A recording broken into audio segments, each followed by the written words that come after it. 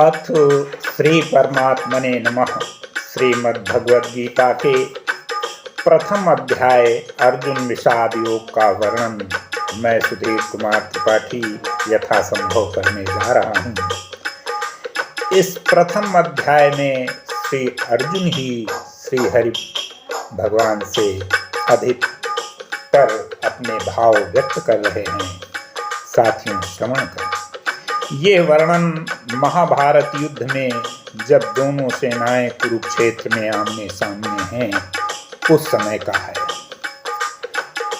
सर्वप्रथम धृतराष्ट्र जी बोले, हे संजय, धर्म भूमि में कुरुक्षेत्र में इकट्ठे हुए युद्ध की इच्छा वाले मेरे और पांडुपुत्र क्या कर रहे हैं?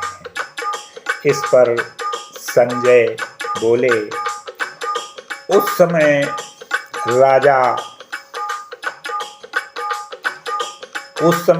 राजा दुर्योधन ने व्यूह रचना युक्त पांडवों की सेना को देखकर और द्रोणाचार्य जी के पास जाकर ये वचन कहते हैं, हे आचार्य, आपके बुद्धिमान शिष्य द्रुपद पुत्र धृष्टद्युम्न द्वारा व्यूहाकार खड़ी की गई पांडुपुत्रों की इस बड़ी भारी सेना को देखिए। इस सेना में बड़े बड़े धनुषों वाले युद्ध में भीम और अर्जुन के समान बहुत से शूरवीर हैं। जैसे सात्यकी और विराट तथा महारथी राजा द्रुपद और धृष्टकेतु, चेकितान तथा बलवान काशीराज, पुरजित, कुंतीभोज और मनुष्यों में श्रेष्ठ शैव्य और पराक्रमी युधामन्यु तथा बलवान उत्तमौजा सुभद्रा पुत्र अभिमन्यु और द्रौपदी के पांचों पुत्र, ये सभी महारथी हैं।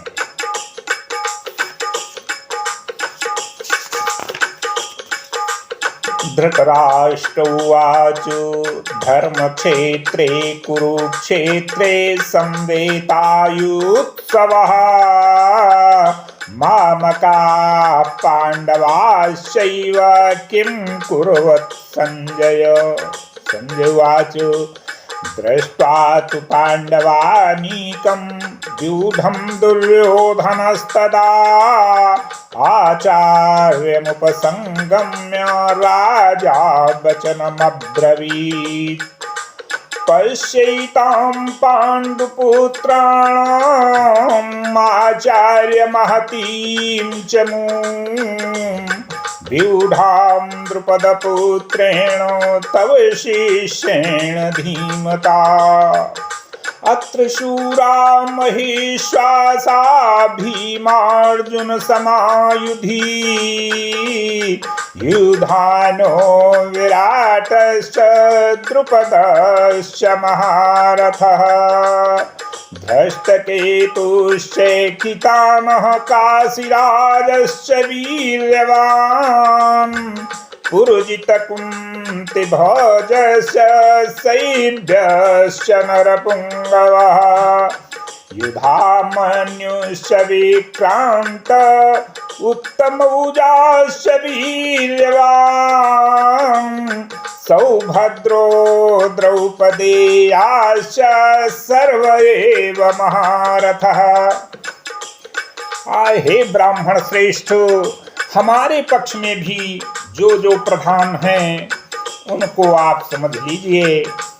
आपके जानने के लिए मेरी सेना के जो सेनापति हैं मैं उनको कहता हूँ। एक तो स्वयं आप और पितामह भीष्म तथा कर्ण और संग्राम विजयी कृपाचार्य तथा वैसे ही अश्वत्थामा विकर्ण और सोमदत्त का पुत्र भूरिश्रवा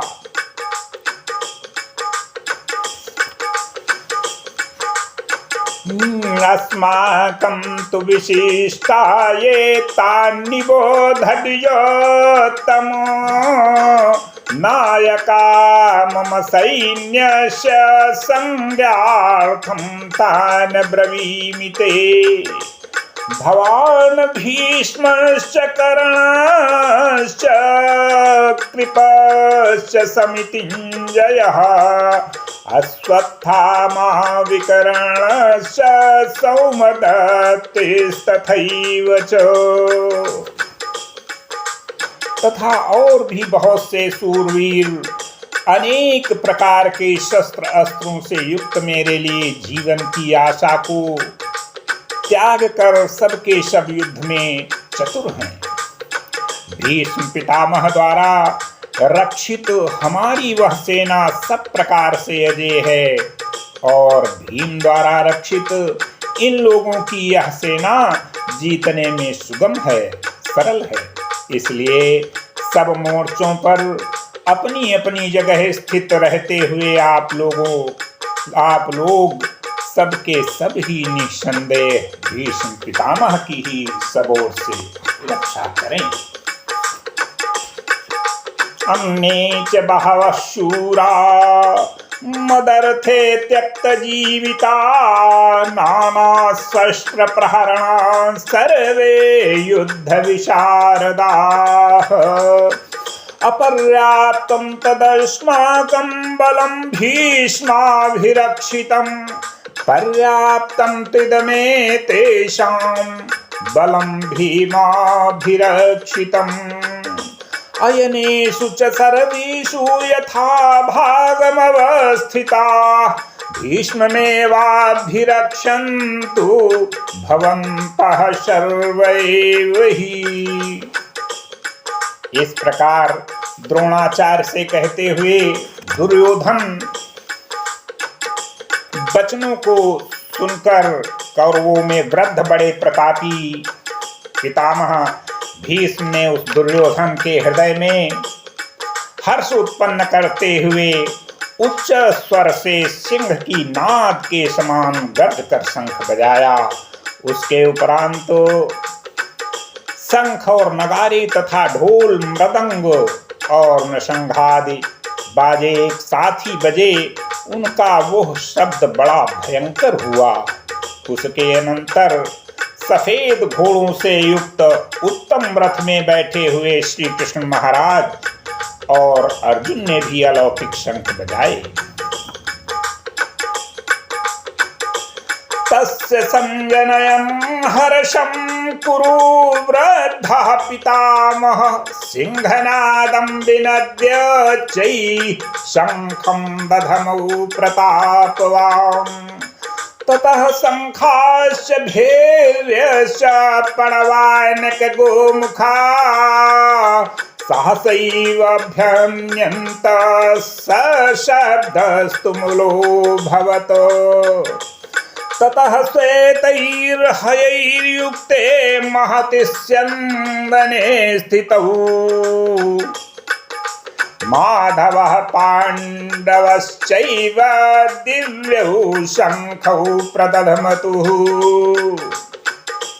उनमें श्री कृष्ण महाराज ने पांचजन्य नामक शंख और अर्जुन ने देवदत्त नामक शंख बजाया। भयानक कर्म वाले भीमसेन ने पौंड्र नामक महाशंख बजाया। कुंती पुत्र राजा युधिष्ठिर ने अनंत विजय नामक शंख और नकुल तथा सहदेव ने सुघोष और मणिपुष्पक नाम वाले शंख बजाए।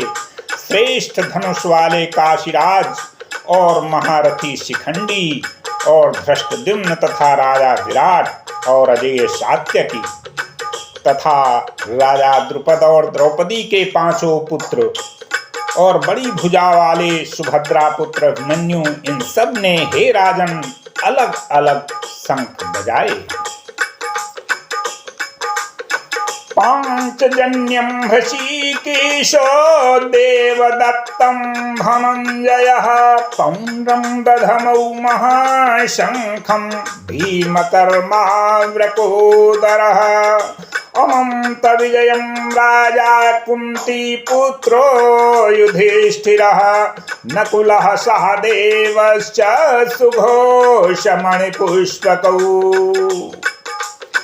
कास्यश्च परमेश्वासः शिखण्डी च महारथः धृष्टद्युम्नो विराटश्च सात्यकिश्चापराजितः द्रुपदो द्रौपदेयाश्च सर्वशः पृथ्वीपते सौभद्रश्च महाबाहुः शङ्खां दधमुः पृथक् पृथक्। इस प्रकार उन शंखों के द्वारा भयानक शब्द ने आकाश और पृथ्वी को शब्दायमान करते हुए धृतराष्ट्र पुत्रों के हृदय विदीर्ण कर दिए। हे राजन, उसके उपरांत कपिध्वज अर्जुन ने खड़े हुए धृतराष्ट्र पुत्रों को देखकर उस शस्त्र चलने के समय धनुष उठाकर ऋषिकेश श्री कृष्ण महाराज से कहा, हे केशव, मेरे रथ को दोनों सेनाओं के बीच में खड़ा करिए, जब तक मैं इन स्थित हुए युद्ध की इच्छा वाले कौरवों को अच्छी प्रकार देख लूं कि इस युद्ध रूप व्यापार में मुझे किन किन के साथ युद्ध करना योग्य है। दुर्बुद्धि अर्जुन, दुर्बुद्धि दुर्योधन का युद्ध में कल्याण चाहने वाले जो ये राजा लोग इस सेना में आए हैं, उन युद्ध करने वालों को मैं देखूंगा। सघोषो धार्तराष्ट्राणां हृदयानि व्यदारयत् नभश्च पृथिवीं चैव तुमुलो व्यनुनादयन्। अथ व्यवस्थितां दृष्ट्वा धार्तराष्ट्रां कपिध्वजः प्रवृत्ति शस्त्र सम्पाते धनुरुद्यम्य पाण्डव। ऋषिकेशं तदा वाक्यमिदमाह महीपते। अर्जुनोवाच सेनयोर्भयोर्मध्ये रथं स्थापय मेच्युत। यावदेतान् निरीक्षेऽहं योद्धुकामानवस्थितान् कैर्मयः सह योद्धव्यम् अस्मिन् रणसमोद्यमे। योत्समानानवेक्षेऽहं यैतेऽत्र समागताः।